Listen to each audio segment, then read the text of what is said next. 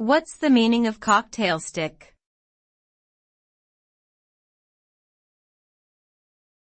Cocktail stick.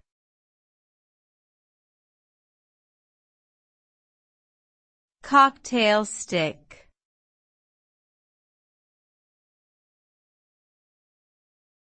Cocktail stick.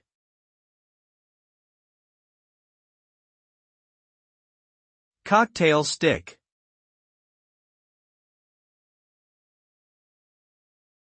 A cocktail stick is a small, pointed piece of wood or plastic that is used to skewer fruit, olives, or other garnishes in a cocktail.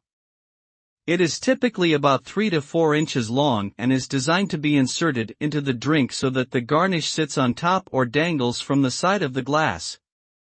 Cocktail sticks can also be used to stir a drink or to remove small pieces of food from between teeth.